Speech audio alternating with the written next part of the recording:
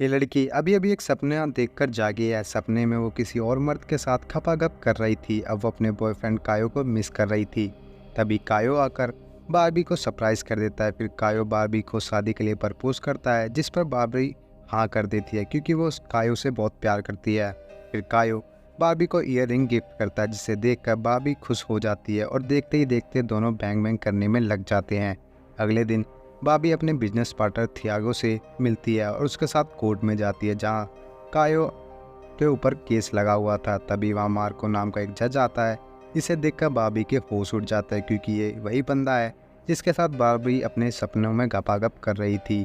इसी चक्कर में बाबी अपना फोल्डर वहीं पर भूल जाती है। फिर वो एक पार्टी में जाती है जो उसकी फ्रेंड पैटी ने उसके लिए रखी होती है, जहाँ उसे काफ़ी सारे गिफ्ट मिलते हैं और एक अननोन गिफ्ट में फ़ोटो मिलते हैं जिसमें कायो किसी दूसरी लड़की के साथ बैंग बैंग कर रहा था।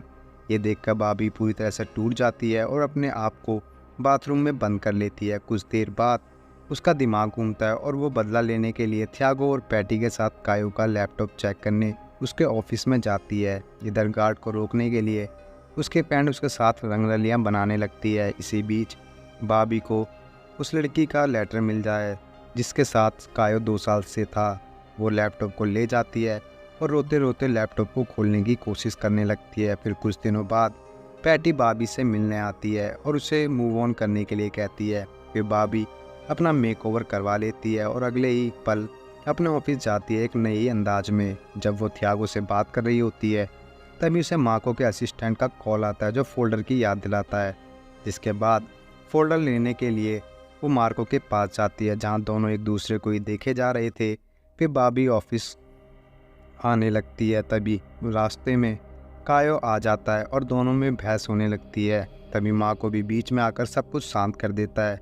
फिर दोनों ड्रिंक कर रहे होते हैं और पीछे से एक लड़की मार्को को घूर रही थी। माँ को जल्दी से उठकर उस लड़की के पास चला जाता है। फिर बाबी अपने घर पर आने लगती है जिसका दरवाज़ा खुला हुआ था और पूरे घर का सामान बिखरा हुआ था, जिसे देखकर बाबी घबरा जाती है और थियागो को बुलाती है और सब कुछ चेक करने के बाद पता चलता है कि कुछ चोरी नहीं हुआ है। फिर बातों ही बातों में थियागो बाबी को किस करने लगता है और मगर बाबी उसे रोक देती है। फिर अगले दिन बाबी अपनी बाइक लेकर निकल जाती है और एक ग्रुप को ज्वाइन कर लेती है, जहां उसे मार्को भी मिलता है। सभी एक ट्रिप पर जाते हैं जहां मार्को बाबी एक साथ बैठे हुए थे और एक दूसरे के करीब आने लगते हैं। तभी मार्को को एक कॉल आता है और उसे वहां से जाना पड़ता है। फिर रात में बाबी मार्को से मिलती है और इस बार दोनों बहुत ही खूबसूरती से बैंग बैंग करते हैं। मगर सुबह होते ही मार्को एक लेटर छोड़कर वहां से चला जाता है। अगले दिन जब बारबी ऑफिस में होती है तो उसके पास मार्को के साथ बैंग बैंग वाली वीडियो मिलती है, जिसे देखकर वो डर जाती है। वो सारी बात अपनी फ्रेंड को बताती है। इधर मार्को लगातार बारबी को कॉल कर रहा था, मगर बारबी एक भी कॉल रिसीव नहीं करती। और इसी बीच वो कायो के लैपटॉप को खोलकर चेक करने लगती है, जिसके बाद वो शॉक्ड हो जाती है और अगले दिन थियागो को दिखाती है कि कायो इनलीगल काम करता है। दोनों उसे कोर्ट में दिखाने का फैसला करते हैं। तभी मार्को बारबी को डिनर के लिए इनवाइट करता है, जिसके लिए बारबी अच्छे से तैयार होकर मार्को के घर जाती है। दोनों कैंडल लाइट डिनर करने के बाद बिस्तर पर जाते हैं और एक दूसरे के करीब आकर बैंग बैंग करने लग जाते हैं।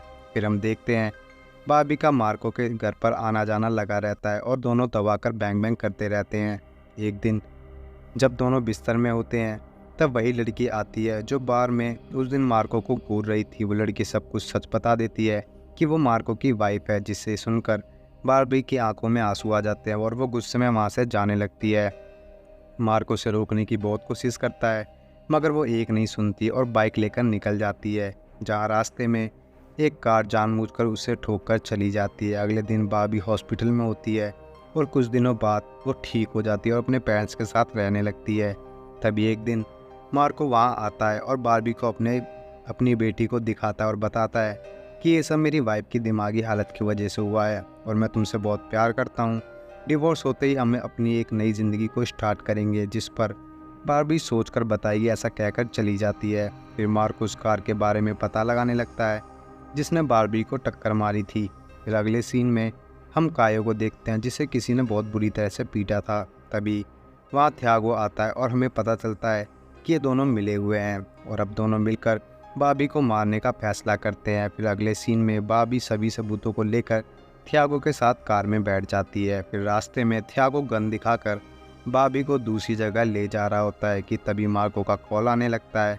किसी भी तरह वो फ़ोन को उठा लेती है और सब बता देती है। फिर मार्को पैटी से बारबी की लगातार लोकेशन मांगता है और साथ ही पुलिस को भी कॉल कर देता है।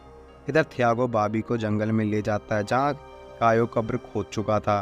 फिर थियागो कायो को गन देकर बॉबी को शूट करने के लिए कहता है, मगर कायो मना कर देता है, जिसके बाद थियागो खुद कायो को शूट करके मार देता है। फिर जैसे ही वो बॉबी को मारने वाला होता है, मार्को बीच में आकर उसे रोक लेता है और इसी बीच मार्को को भी एक गोली लग जाती है। फिर उससे थियागो जैसे ही बॉबी को मारने वाला होता है, पुलिस मौके पर आकर उसे शूट करके मार देती है। फिर सीन शिफ्ट होता है 6 महीने बाद, जहाँ मार्को और बॉबी को एक साथ बहुत खुश हैं और उसकी बेटी भी आज घर वापस आने ही वाली है।